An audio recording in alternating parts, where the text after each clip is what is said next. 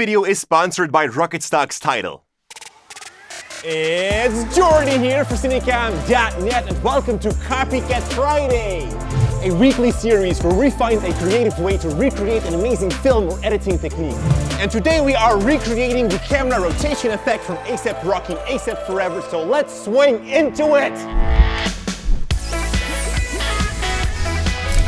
Today we are having a look at A$AP Forever from A$AP Rocky, an amazing music video that any video creator should definitely see. Every shot is directed so nicely and you constantly have these very dynamic transitions, and one of them is the rotating camera transition.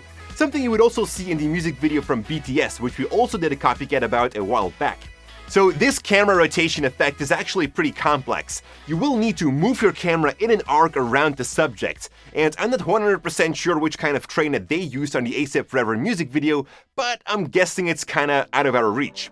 So that's why we're going to try and build something under 30-ish bucks that is able to recreate this camera movement.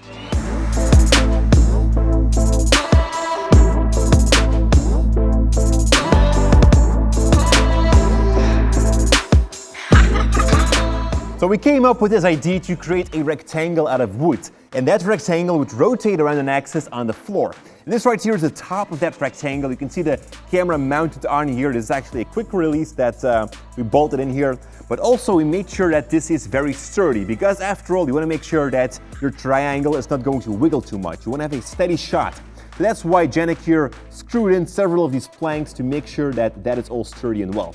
So this right here is the part that is going to rotate around your subject like this, and that is rotating on an axis which is over there. Let's check it out. So this right here is the plank that goes to the camera, which we've just seen, and it is secured into some pallets, because these pallets are larger in size, they're also heavier, and that way we are sure that once we're going to push that triangle in that arc, that the floor or the axis object is not going to move over the floor, because that is something that you absolutely want to avoid at all times.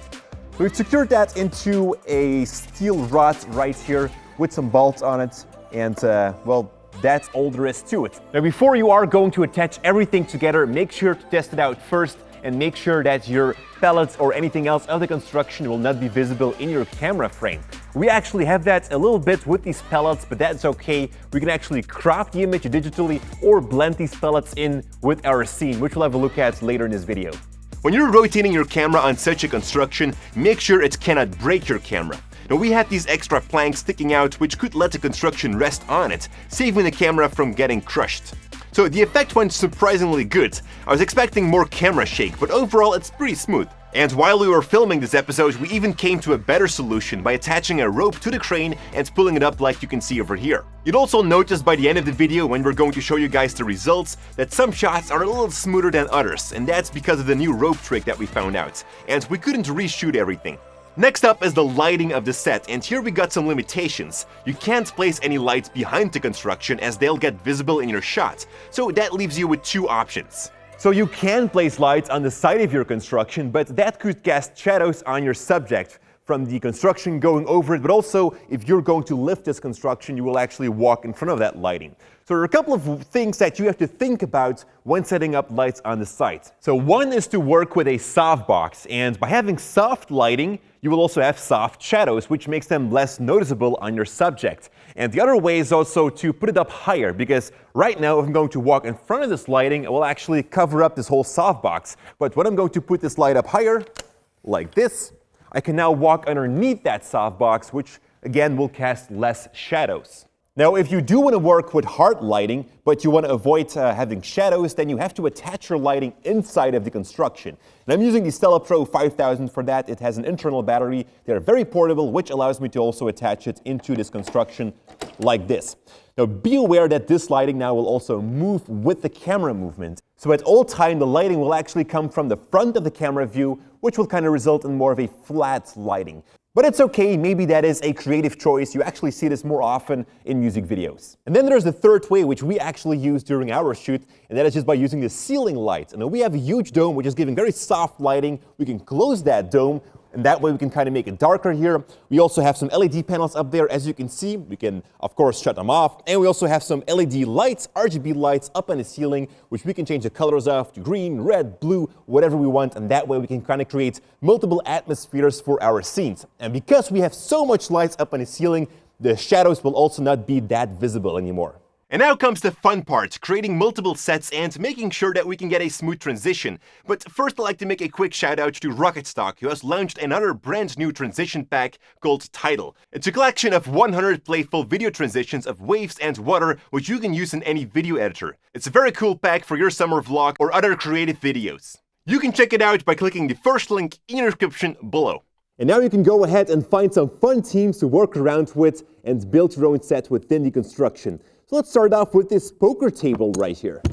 So you can use the entire space right here to design your set, but know that the center of where your camera is going to point to will always be the center of the axis right here. So that's why we also have the table in the middle of the set, because the majority of the action will happen over here. But do use the entire space to design it. For the rest, you can lay down some poker chips right here, perhaps a gun or a dead body somewhere. Be creative with that.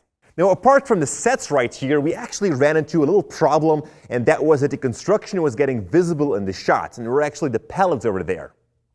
So these corners right here of the construction were visible in our shot, but I don't see it as a big problem because after all, it are pallets and they kind of fit within our set design, so it's okay. Now, however, if you do like to cover up these pallets or whatever you're using for your construction, you can always lay over some blankets or some objects like these tires right here. And that way the attention goes more towards the tire instead of the pallets. But now let's talk about the last thing, which are the foreground objects. So Lorenzo is not laying this tire right here for nothing. This right here is a foreground object. The camera will actually rotate behind this tire right here, and that is exactly what you're going to need to get a smooth transition. And we also have a tire or some kind of object over there. Let's have a look. And over here we've got a suitcase, and also these foreground objects can be part of your set because they will be visible in your shot. But they also function as the transition element. So the camera goes behind this black object, which makes sure that the image is black. Now, because we have two of these objects on either side, the camera will kind of dip to black every time, and that way we've got a smooth transition.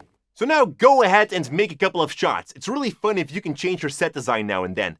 And we even were able to park a car underneath the construction, which gave another fun perspective to the video.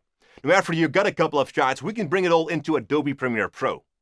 So the transition itself is fairly simple. You just place your two shots behind each other and trim them where the camera goes right behind the foreground object. Next up, you might want to speed up the first part of the shot, and the best way to do that is by right-clicking on the FX button of your clip and choosing Time Remapping Speed. And this allows you to create a keyframe using the pen tool. You can now move the speed indicator up on either side of that keyframe, and that part will then go faster. You can also drag the keyframe open, which makes sure that your speed change goes gradually from normal to fast. And this technique is called time remapping. If there would be anything visible of the construction or your feet, then you can go into the effects controls and scale the clip up a little to remove that. And then you can go ahead, apply your favorite color grading to it, and enjoy the ride.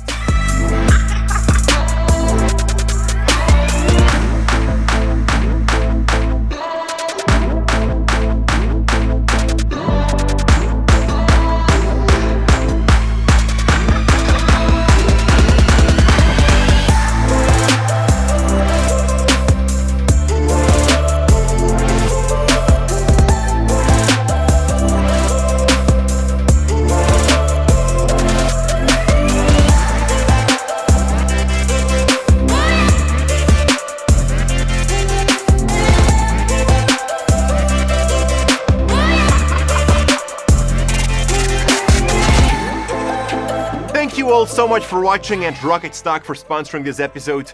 Like always, stay creative.